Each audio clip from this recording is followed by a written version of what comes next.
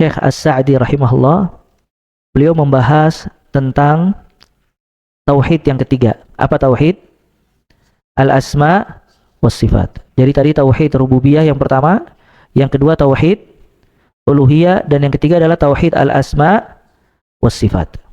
Di antara macam-macam tauhid adalah tauhid al-asma dan as-sifat. Dia berkaitan dengan nama-nama dan sifat-sifat Allah Azza wa Jalla, ya.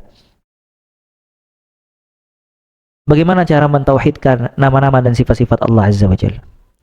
Kata para ulama, mentauhidkan Allah dalam bab al-asma wa sifat, itsbat ma athbatahu Allah Ta'ala li nafsihi fi kitabihi wa athbatahu rasuluhu sallallahu alaihi wasallam, wa nafyu ma nafallahu ta'ala li nafsihi wa nafahu rasuluhu sallallahu alaihi wasallam min ghairi tahrif wala ta'til, min ghairi taqif wala tamthil.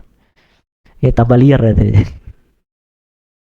Tauhid al-asma wa sifat menetapkan, dia dua, menetapkan dan mendadarkan. Yang pertama, menetapkan apa yang ditetapkan oleh Allah Azza wa Jal kepada dirinya di dalam Al-Quran.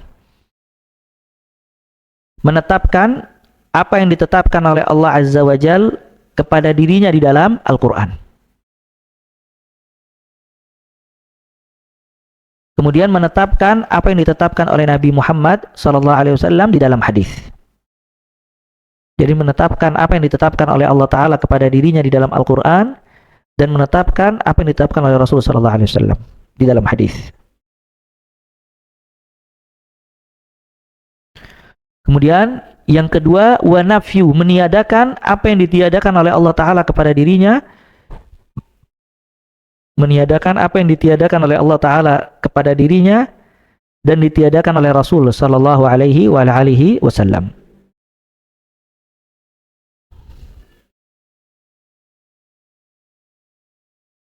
Jadi yang pertama, menetapkan apa yang ditetapkan oleh Allah Ta'ala kepada dirinya di dalam Al-Quran dan apa yang ditetapkan oleh Nabi SAW.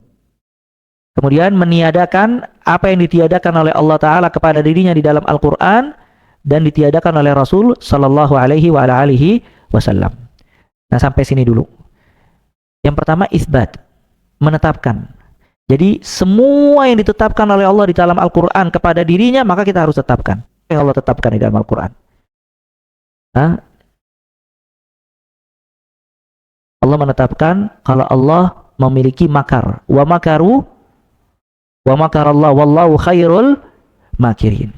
Maka kita tetapkan kalau Allah memiliki sifat makar. Bisa dipahami ini ya? Karena Allah menetapkan dirinya di dalam Al-Quran kalau Allah Ta'ala memiliki sifat makar.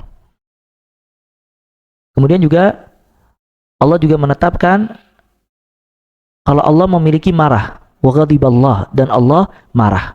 Maka kita tetapkan di antara sifat Allah adalah Allah memiliki sifat marah. Kemudian juga kita tetapkan kalau Allah memiliki tangan. Kata Allah, bal yadahu mabsutatan. Bahkan kedua tangan Allah terbuka. Maksudnya selalu memberikan kepada hamba-hambanya. Jadi kita tetapkan kalau Allah memiliki tangan. Allah mengatakan di dalam Al-Quran kalau Allah memiliki apa? Wajah. Kullu man 'alaiha fan wa yabqa wajhu rabbika dzul jalali wal ikram. Semua yang di atas muka bumi akan sirna dan tidak ada yang tersisa kecuali wajah Allah Azza wa Jalla. Maka kita tetapkan kalau Allah memiliki wajah. Maka ini semuanya isbat, harus ditetapkan. Wajah Allah, tangan Allah. Kemudian kalau Allah memiliki makar dan seterusnya. Jadi kita harus menetapkan kalau Allah menetapkan hal-hal tersebut di dalam Al-Quran. Dan juga apa yang ditetapkan oleh Nabi SAW di dalam hadis. Nabi SAW menetapkan beberapa sifat Allah di dalam hadis. Seperti apa? Seperti dhahik, Allah ketawa, tertawa. Maka kita tetapkan kalau Allah punya sifat tertawa. Kemudian nuzul, Allah turun. Yanzilu Rabbuna tabaraka wa ta'ala fi thuluthul lail al-akhir.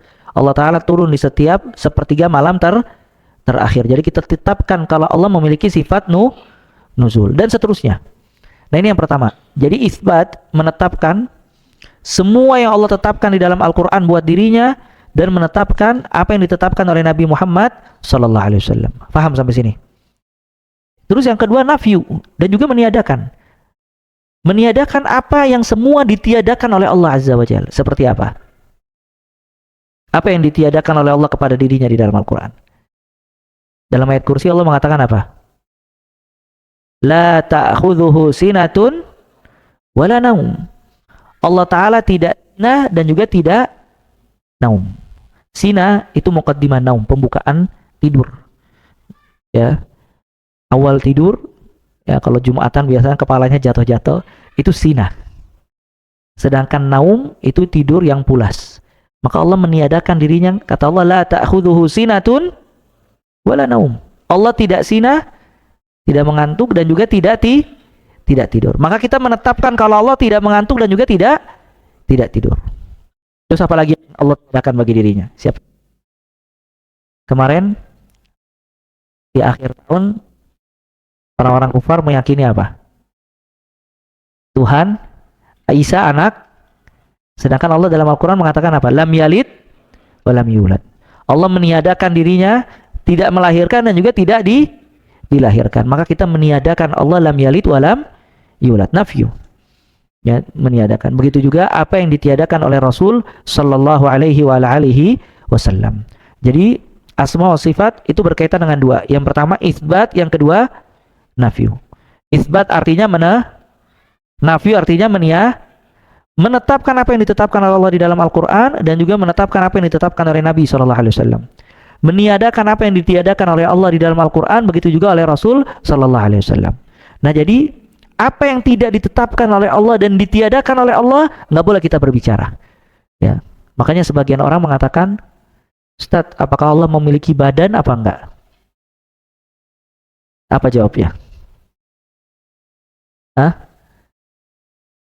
Apakah di dalam Al-Quran Allah menetapkan bagi dirinya badan? Enggak ada. Di dalam hadis ada penjelasan kalau Allah memiliki badan? Enggak. Jadi kita hanya menetapkan apa yang ditetapkan oleh Allah dan meniadakan apa yang ditiadakan oleh Allah Azza wa Jalla. Maka tidak boleh kita masukkan selain dari dua hal itu. Antum sampai sini paham ya? Ya, jadi harus kita tetapkan apa aja yang ditetapkan. Selain itu tidak boleh. Ya, selain itu tidak boleh. Maka tidak boleh kita mengatakan tentang Allah yang tidak Allah tetapkan pada dirinya di dalam Al-Quran atau ditetapkan oleh Nabi Muhammad sallallahu alaihi wasallam. Maka dari sini nanti antum bakal tahu kenapa Asy'ariyah, Mu'tazilah dia punya kesalahan dalam bab al-asma was sifat. Ya. Nah, kemudian yang terakhir ya ikhwah, apa yang dinisbatkan kepada Allah itu tidak sama dengan makhluk. Ya. Jadi dikatakan Allah memiliki wajah. Pastinya wajah Allah tidak sama seperti wajah makhluk. Allah memiliki pendengaran. Maka pendengaran Allah tidak sama dengan pendengaran makhluk. Allah Maha melihat, maka penglihatan Allah tidak sama dengan penglihatan makhluk. Karena Allah Maha sempurna dan semua yang dinisbatkan kepada Allah tidak ada yang sama dari makhluknya. Kata Allah, laisa kamitslihi syai' wa huwas samiul basir. Tidak ada yang menyerupai Allah dengan sesuatu apapun juga. Laisa kamitslihi syai'. Wa huwas samiul basir, dan Dia Maha mendengar dan Maha melihat. Antum lihat ayat ini. Pertama Allah mengatakan potongan pertama, laisa kamitslihi syai'. Allah tidak sama dengan apapun juga. Tidak ada yang menyerupakan Allah dengan sesuatu apapun juga. Kemudian lanjutan ayatnya Allah mengatakan wa huwas samiul basir. Dia Maha mendengar lagi Maha melihat. Kata para ulama, kenapa Allah ketika mengatakan laisa kamitslihi syai', kemudian Allah mengatakan wa huwas samiul basir. Dia Maha mendengar lagi Maha melihat. Karena hampir semua makhluk memiliki dua sifat ini, pendengaran dan penglihatan. Maka Allah ingin menjelaskan kalau semua makhluk yang memiliki pendengaran dan penglihatan, pasti pendengaran penglihatannya tidak sama dengan Allah Azza wa Jalla. Laisa kamitslihi syai'. Pendengaran makhluk terbatas, sedangkan pendengaran Allah Azza wa Jalla tidak terbatas. Penglihatan makhluk terbatas. Makhluk tidak bisa melihat yang jauh dari dirinya yang tidak terlihat. Sedangkan Allah Ta'ala tidak ada batas. Oleh karena itu tidak sama pendengaran Allah dengan pendengaran makhluk. Tapi kita cukupkan sampai